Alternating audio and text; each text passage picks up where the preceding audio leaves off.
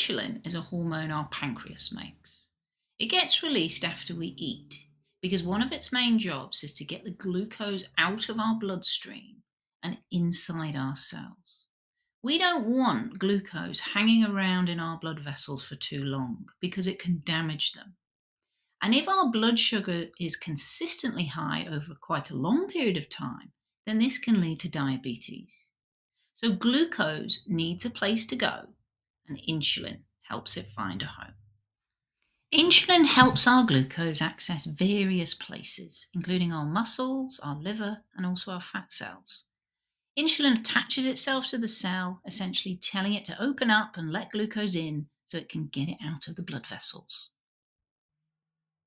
If insulin isn't there, or if the cell doesn't listen to it, then sugar cannot enter certain cells, so it lingers in the bloodstream and gets into all kinds of mischief. So we need our cells to listen to insulin, but sometimes they stop listening, which means they don't open and they don't let glucose in. The door stays shut and the blood sugar stays high. This is what insulin resistance is all about. Our pancreas notices that the blood sugar has not come down as planned, so it releases more insulin in the hope that this will help. But because the cells are resistant to it, it doesn't help. So now we have high blood sugar and high insulin levels, and both these things are bad. The high blood sugar is bad because it can damage blood vessels and cause diabetes, and insulin too high is bad because insulin is a growth hormone, and too much of it will cause too much growth in places like our fat cells and our blood vessel walls and other places where we don't want too much growth going on. So, what causes insulin resistance? Well, there are various factors that can increase the chance of it happening, and some of these are listed here. And guess what? Menopause is also one of them. The risk of insulin resistance and diabetes both go up after menopause, regardless of the age at which menopause occurs.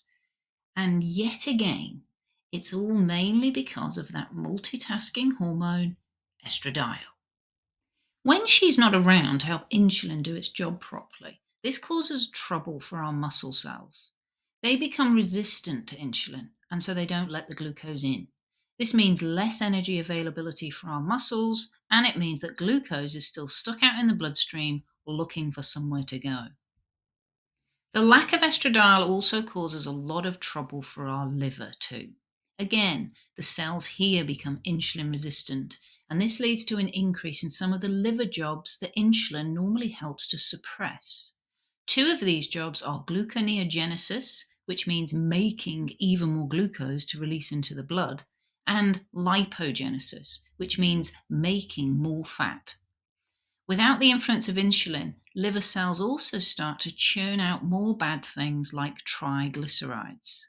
They also become less able to remove excessive insulin, so this further adds to the increasing insulin levels. And our poor fat cells also struggle when they stop letting insulin do its thing. We see an increase in the size of our fat cells. And contrary to popular belief, fat is not an inert substance, but a biologically active one that unfortunately releases a lot of inflammatory substances. So our inflammation goes up as our fat cells increase. So insulin resistance is not a good thing. And it helps partly explain why we get so much stubborn weight gain, body shape changes, and lipid changes too around this time. The good news is there is lots we can do to combat insulin resistance, with lifestyle changes being the most powerful tool of all. And we're going to talk about those and more right now.